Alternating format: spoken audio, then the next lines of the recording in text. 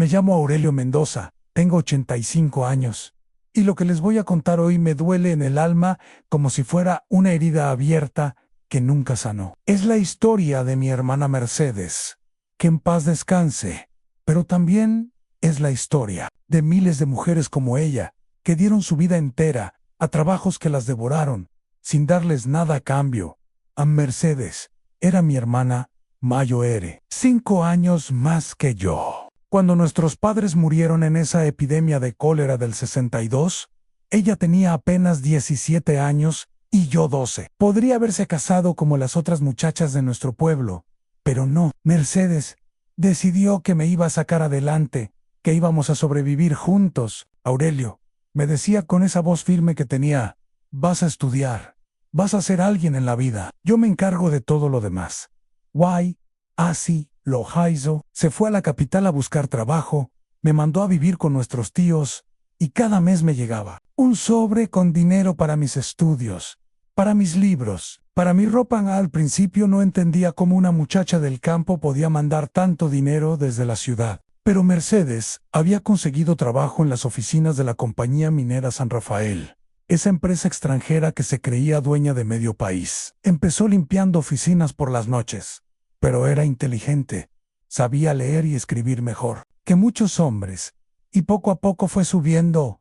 Primero la pusieron a archivar documentos, luego a llevar la correspondencia, después la encargaron de organizar las nóminas de pago. En 5 ecos, Mercedes había llegado a ser la mano derecha del gerente administrativo, pero nunca le dieron el título, nunca le dieron el sueldo que merecía. Nunca le dieron el reconocimiento. Era la señorita Mercedes, la que sabe de todo, pero en los papeles seguía siendo empleada de limpieza. Yo terminé mis estudios gracias a ella. Me recibí de maestro, conseguí trabajo en una escuela rural, me casé, tuve hijos, y durante todos esos años, Mercedes siguió ahí, en esa oficina, trabajando 12, 14 horas al día, los sábados también. Los dominos si hacía falta, sin quejas, sin reclamos, porque había que ser agradecida por tener trabajo. Cuando cumplió 40 años, Mercedes ya manejaba toda la contabilidad de la sucursal, sabía de memoria cada contrato, cada número, cada procedimiento. Los ingenieros nuevos que llegaban de Europa venían a preguntarle a ella cómo funcionaban las cosas, pero seguía cobrando lo mismo que una secretaria principiante. Poor Choi, ¿no pides un aumento, hermana?, le decía yo cuando la visitaba. Eres la que más sabe ahí adentro. Y ella me contestaba: Aurelio, no entienden. Aquí las mujeres no hacemos carrera, hacemos favores. Y si empiezo a pedir, me van a decir que hay cientos de muchachas que pueden hacer mi trabajo. Pero no era verdad. Ninguna muchacha podía hacer lo que hacía Mercedes. Ella era la memoria de esa empresa. Cuando había problemas con contratos, de 10 años atrás, llamaban a Mercedes. Cuando los auditores de gobierno venían a revisar, Mercedes era quien les explicaba todo. Cuando el gerente general venía desde la capital, Mercedes era quien preparaba todos los informes. En los años pasaron, Mercedes nunca se casó, nunca tuvo hijos. Su vida era esa oficina, esos papeles, esos números. Decía que no tenía tiempo para el amor, pero yo sabía que había decidido sacrificar todo por mantenernos a flote. Primero a mí, y después a mis hijos, cuando yo también pasé por tiempos difíciles. Cuando Mercedes cumplió 50 años, empezó a hablar de la jubilación. Ya llevo 28 años aquí, Aurelio. En 2 años más puedo pensionarme. Se había informado bien. Según la ley, después de 30 años de trabajo tenía derecho a una pensión digna. No, sería mucho, pero sería suficiente para vivir sus últimos años tranquila. Ahí fue cuando empezaron los cambios en la empresa. Llegó un nuevo gerente, un tipo joven con título extranjero y corbatas caras. Empezó a hablar de modernización, de eficiencia, de recorte de gastos. Y el primer gasto que quería recortar era el de los empleados viejos. Señorita Mercedes, le dijeron un día, la empresa está implementando nuevos sistemas computarizados. Va a ser necesario que todos los empleados tomen cursos de capacitación. Mercedes, que ya tenía 58 años, se apuntó inmediatamente. Pasó noches enteras estudiando esos malditos aparatos, aprendiendo a usar programas que cambiaban cada mes. Sus ojos ya no eran los mismos. Le dolían las manos de tanto escribir en esos teclados. Pero se las arregló. Aprendió, pero no era suficiente. Nunca era suficiente. Señorita Mercedes, los nuevos procedimientos requieren empleados con títulos universitarios. Mercedes no tenía título universitario. Había aprendido todo trabajando. Había demostrado durante 30 años que sabía más que cualquier universitario recién graduado. Pero no tenía un papel que lo comprobara, señorita Mercedes. La empresa está reestructurándose. Su puesto va a ser eliminado. Su puesto, que era fundamental, que nadie más podía hacer, que ella había construido con décadas de trabajo. De repente no existía más. Le ofrecieron un plan de retiro voluntario. Sonaba bonito, ¿verdad? Voluntario. Como si Mercedes tuviera opción, como si pudiera elegir. ¿Cuánto me van a dar?, preguntó mi hermana. ¿3 meses de sueldo por cada año trabajado?, le dijeron. Era una mes. Después de 30 años de entregar su vida, le ofrecían una limosna que apenas le alcanzaría para un año. ¿Y mi pensión?, insistió Mercedes. Ahí fue cuando le mostraron la letra chica. La empresa había cambiado su razón social 3 veces en los últimos años. Según los abogados, la nueva empresa no tenía responsabilidad por los compromisos de la empresa anterior. Los años trabajados no contaban. La pensión no existía. A Mercedes vino a mi casa esa noche. Era la primera vez en 30 años que la veía llorar a Aurelio. Me dijo: me robaron la vida. Y tenía razón, a él le habían robado la vida. Le habían robado sus mejores años, su salud, su posibilidad de formar una familia, sus sueños. Y cuando ya no la necesitaban, la tiraron a la basura como un papel usado. Tratamos de peler. Fuimos donde abogados, metimos demandas, buscamos ayuda del sindicato, pero los abogados de la empresa eran más. Tenían más dinero.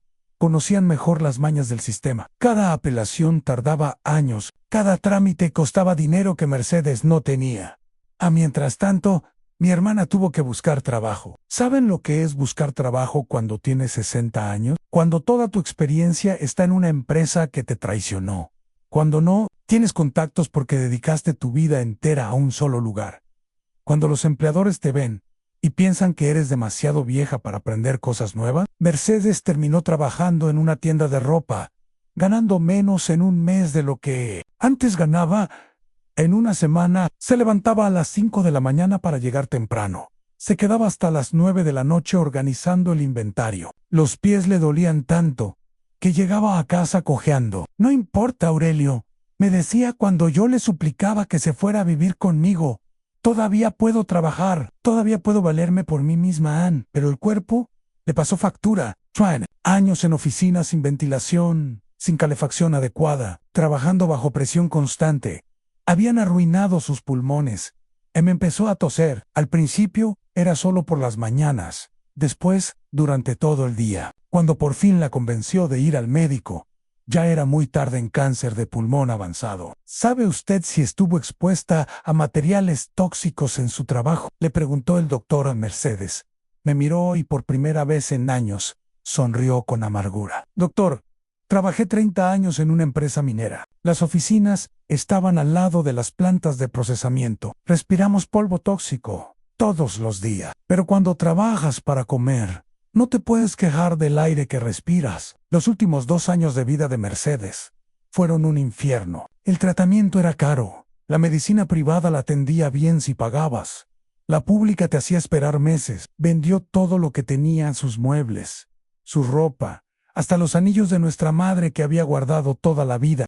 ¿Y saben lo que más me duele? Durante esos últimos meses, cuando Mercedes ya no podía levantarse de la cama, cuando ya no podía comer sin vomitar, cuando cada respiración era un sufrimiento, ella seguía preocupándose por esa maldita empresa. Orel, me decía con la voz quebrada, ¿crees que Miguel, el nuevo contador, se acuerda de revisar los contratos de proveedores que vencen en diciembre? Yo siempre me encargaba de eso en noviembre. Seguía preocupándose por el trabajo de la empresa que la había destruido. Mercedes murió en el hospital público, en una cama que compartía con otras 2 mujeres, después de esperar 6 horas para que la atendiera. Murió pobre, enferma, traicionada por el país al que le había entregado su vida, por la empresa para la cual se había sacrificado, por el sistema que promete proteger a los trabajadores, pero que solo protege a los ricos. En el funeral fueron 3 personas: yo, mi esposa, y don Ramiro, el portero de la antigua oficina,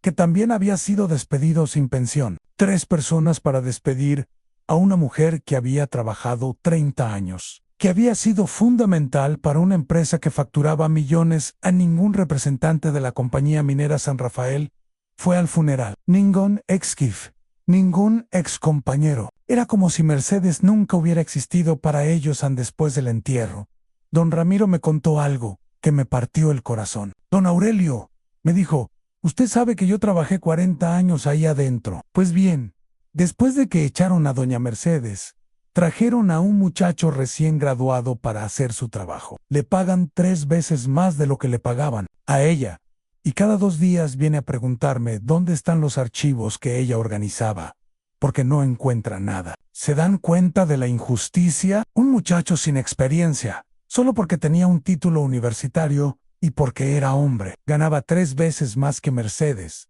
que conocía ese trabajo mejor que nadie en el mundo. Pero la historia no termina ahí, no, señor, porque después de que murió Mercedes, yo me dediqué a investigar qué había pasado realmente con esa empresa. ¿Saben lo que descubrí? Que la compañía minera San Rafael había vendido todas sus operaciones a otra empresa extranjera por $50 millones. $50 millones que se fueron del país sin pagar un centavo de impuestos, sin cumplir ningún compromiso laboral, sin dejar nada para los trabajadores que habían hecho posible esas ganancias. Los mismos directivos que decían que no había dinero para las pensiones, que había que recortar gastos, que la empresa estaba en crisis. Se repartieron bonos millonarios antes de vender. El gerente que despidió a Mercedes se compró una mansión en Miami con su parte de la ganancia. Y mientras tanto, Mercedes estaba muriendo en un hospital público sin dinero para morfina. ¿Saben cuántos empleados como Mercedes fueron despedidos sin pensión cuando vendieron la empresa? 437. 437 trabajadores que habían dedicado décadas de su vida a esa empresa, que habían sacrificado su salud, su tiempo con sus familias, sus propios sueños, para hacer rica a gente que nunca los conoció, que nunca supo sus nombres, que nunca se preocupó por lo que les pasaba. Han 437 Mercedes, 437 vidas destruidas por la codicia de unos pocos. Y lo peor de todo es que esto sigue pasando. Ahora mismo, mientras yo les cuento esta historia, hay miles de Mercedes trabajando en fábricas, en oficinas, en tiendas, entregando su vida a empresas que las van a traicionar cuando ya no las necesiten.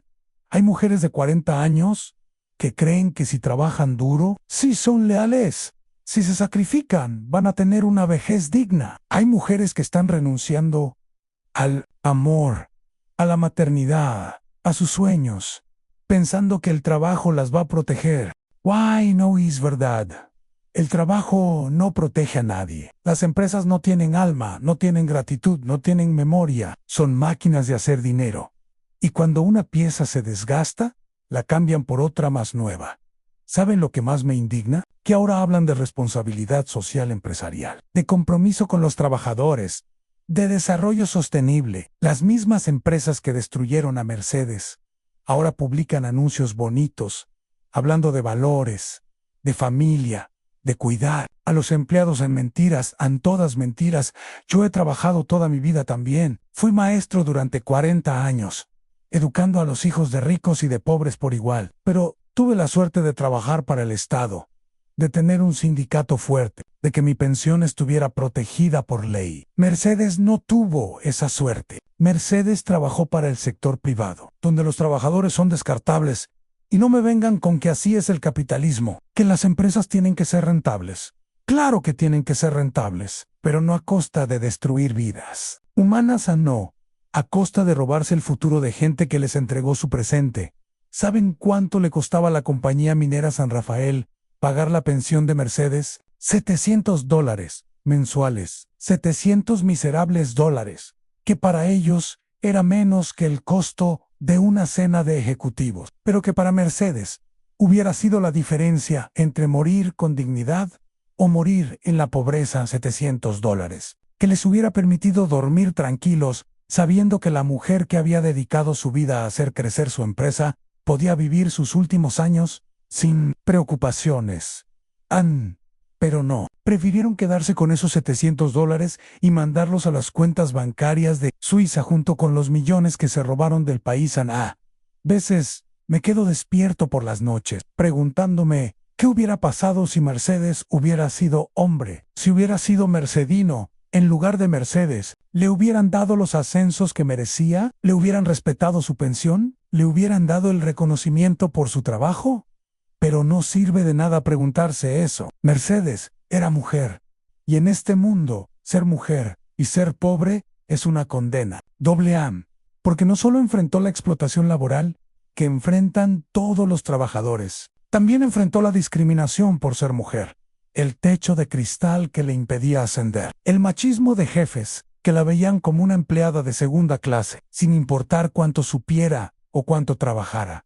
Recuerdo que una vez Mercedes me contó que en una junta de directorio, después de que ella había preparado todo el informe financiero, después de que había explicado cada número, el gerente le dijo: Gracias, señorita Mercedes. Ahora tráiganos café a los señores, mientras discutimos estos temas importantes. Los temas importantes que ella había preparado, que ella conocía mejor que nadie en esa sala, pero de los cuales tenía que ser excluida, porque era solo la secretaria. Ni Mercedes nunca se quejó. Tragó esa humillación como tragó tantas otras, porque necesitaba el trabajo, porque tenía que mantenerme a mí, porque en esa época las mujeres que se quejaban perdían el trabajo y no conseguían otro en ningún lado. Pero yo sí me quejo por ella, me quejo por todas las Mercedes que han sido aplastadas por este sistema injusto, me quejo por las Mercedes que vienen, que van a sufrir lo mismo si no cambiamos nada. Me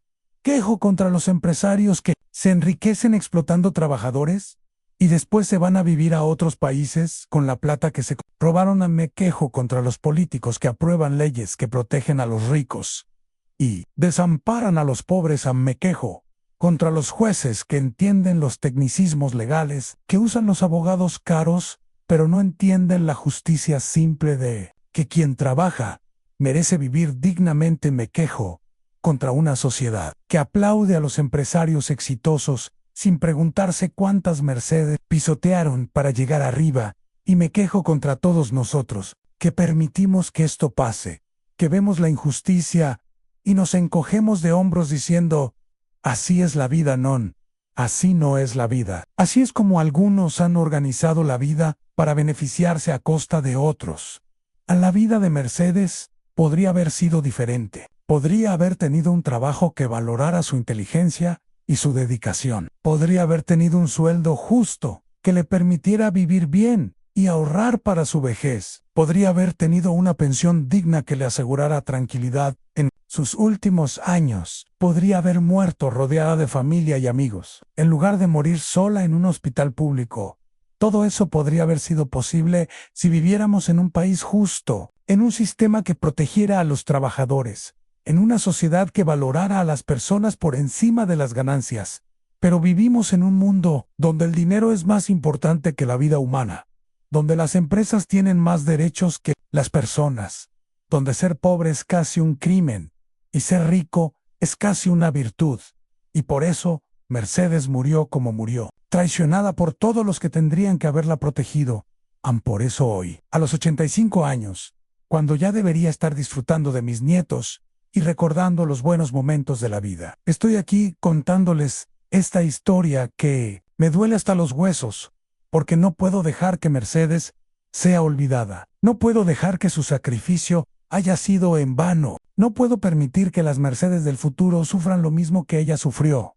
Por eso les pido que cuando salgan de aquí, cuando vuelvan a sus casas, cuando vean en las noticias que una empresa despide trabajadores para mejorar la eficiencia, que se acuerden de Mercedes, aunque se acuerden que detrás de cada número, de cada estadística de desempleo, de cada ajuste empresarial, hay seres humanos con nombres, con historias, con familias que dependen de ellos, aunque se acuerden que el trabajo no es solo una manera de ganar dinero, sino la forma en que las personas construyen su dignidad, su identidad, su futuro.